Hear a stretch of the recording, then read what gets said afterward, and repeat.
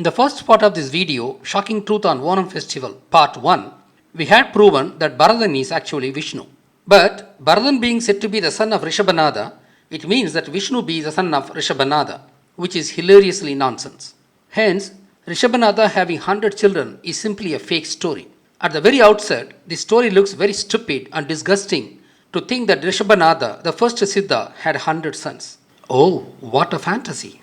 So far, I had been thinking that only Jewish Brahmins could create such disgusting stories. The Jains are also equally cunning. Rishabhanada of Jainism, otherwise called as Adinada, is nothing but the Adinadan of Aaseevaham, and he was also called Isa, Siva, Kala Bhairava, Yama, etc. Rishabhanada lived in Kreta Yuga 20,000 years ago.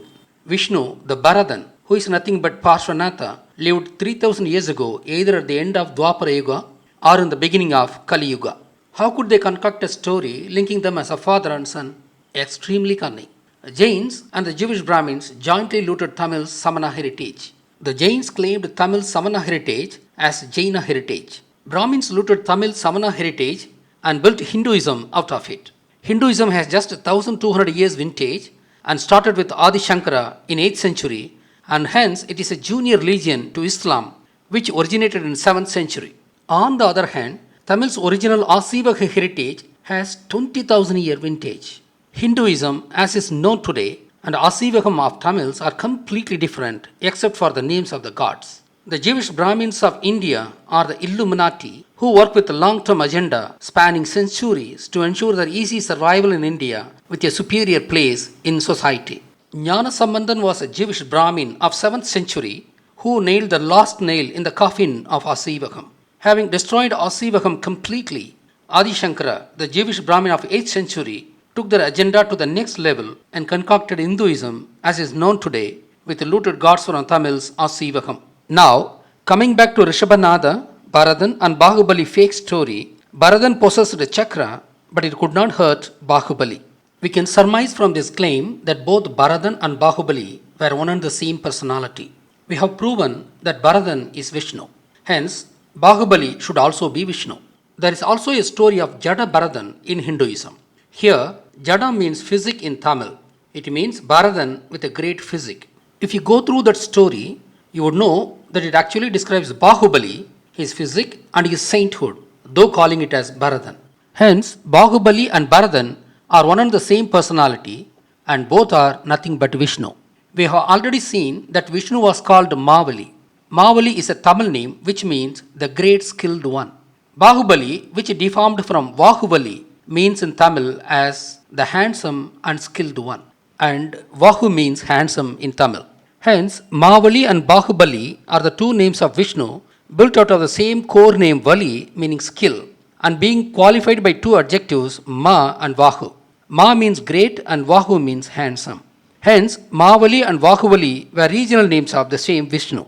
Vishnu was called Mahabali in Cheranadu and he was called as Bahubali in Karunadu. Hence, Bharadan, Mahabali and Bahubali were nothing but Vishnu himself. Mahabali was a king Vishnu, Bharadan was an emperor Vishnu, and Bahubali was a Siddha Vishnu. But as usual, the Jewish Brahmins tried to destroy history by pitting both these personalities, that is Bharadan and Bahubali, against each other. It is again the same modus operandi. Hence, the story that Bahubali was a son of Rishabhanada, the first Tirthankarar, is a terrible lie.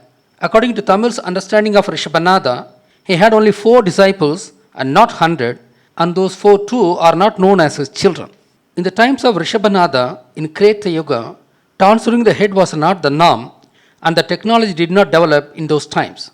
And that is the reason Rishabhanada is having a long stock of hair as per Tamil Samana tradition.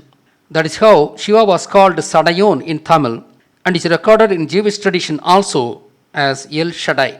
Plucking of hair with hands evolved only during the later stages of Samanam, and Rishabhanada being the first Tirthankarar, it definitely could not have evolved during his times.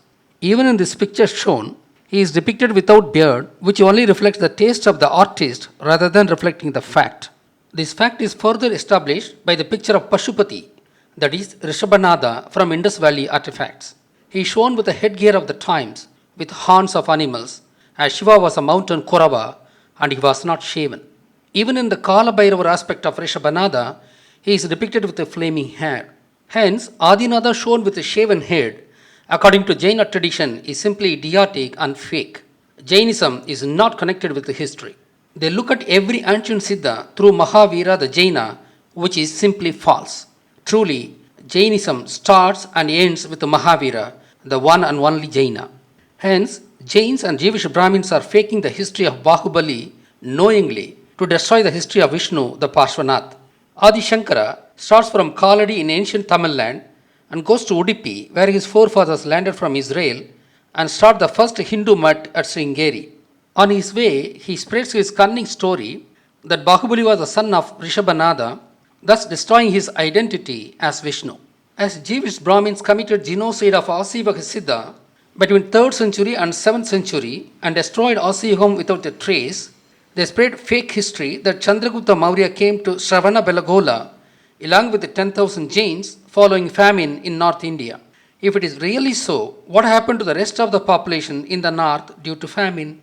Where did they go? We can't ask such sensible questions on this fake story. But this fake story was a convenient ploy for the Jains of North India to inherit the Samana tradition of Tamils as their own and claiming all the glories of that tradition, including the vast Samana Tamil literature.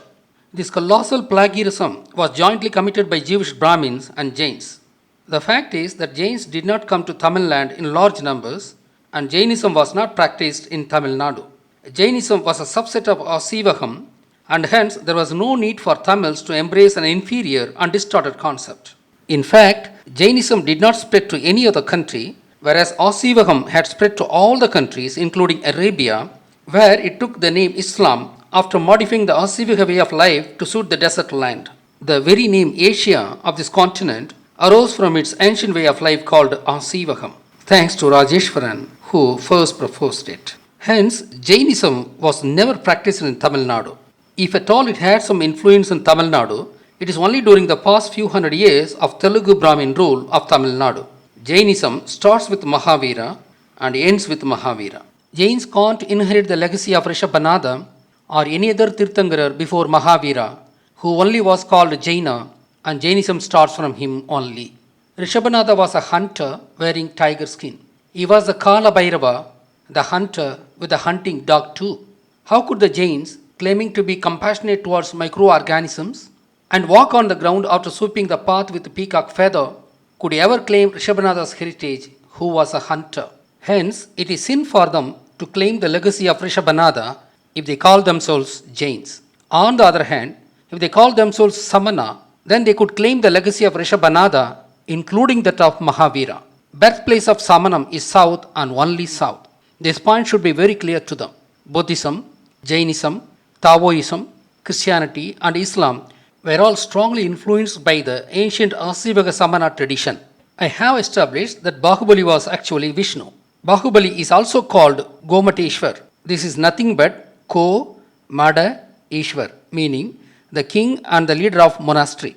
Ko means king, Madam means monastery, and Ishwar here stands for the leader, and all these are Tamil words. Bahubali is Parshvanath, even though he is not adorned with 5 snake hoods. This is because by the time the statue was built, about 1,000 years ago, Vishnu's history was already destroyed. He is standing there as a saint king or the saint emperor to be precise, emperor of Bharatam. Shravanabelagola is a deformed Tamil name and deformed from Samana Vellai Kolam, which means Samana white tank, called after the sacred tank between the twin mountains.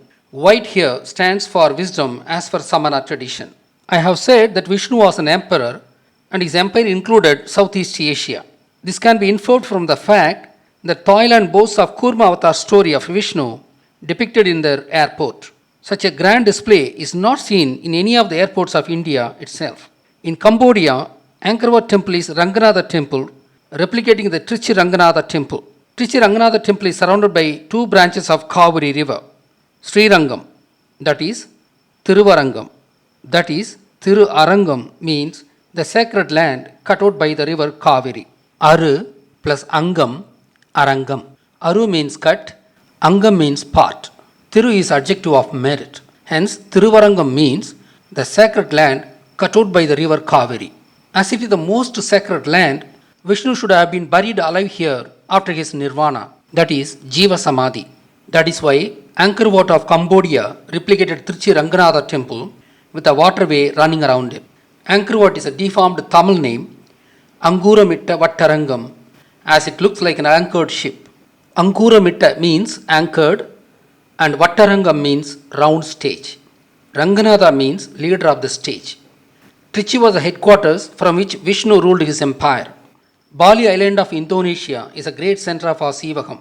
Vishnu was the default emperor of India and Southeast Asia, as he became world-known Siddha who could foretell a solar or lunar eclipse for the first time in humanity. Vishnu achieved this feat well more than 3000 years ago. Vishnu was a colossal phenomenon in his times. The Mayans worshipped Vishnu as Kukulkan. 7th century Vishnu idol was unearthed from Volga region of Russia about 10 years ago, and those people had been celebrating Vaikunta Ekadasi. Thousands of years old Vishnu idols were unearthed from Vietnam region about 5 years ago. Hence, for the ancient people of other continents, Asia was known as the land of Asu, that is Aaseevaham, and hence it was called Asia. I said that following the destruction of Aaseevaham in Tamil Nadu, it adapted itself to the desert region and manifested as Islam in Arabia. The realization that Aaseevaham of Tamils was destroyed and corrupted as filthy Hinduism by Jews made the people of the Southeast Asia abandon Hinduism and embrace Islam. They knew that Islam was the next best approximation to Aaseevaham. That is how Southeast Asia, which originally followed Aaseevaham, became Islamic countries after Aaseevaham was destroyed in its motherland, Tamil Nadu. Sufi Muslim traders took Islam to Southeast Asia. Aaseevaham had spread to Japan, China also, apart from Southeast Asian countries. Karate, Kung Fu, Vinayaka, and Anagandavadam are some of the concrete proofs. Hence, we infer from the discussed facts that Vishnu should have been an emperor not only of India and Southeast Asia, but also of entire Asia. I have established with necessary and sufficient proof that Bahubali is actually Vishnu, who is standing as a saint emperor on Shravana Belagola and Karikola.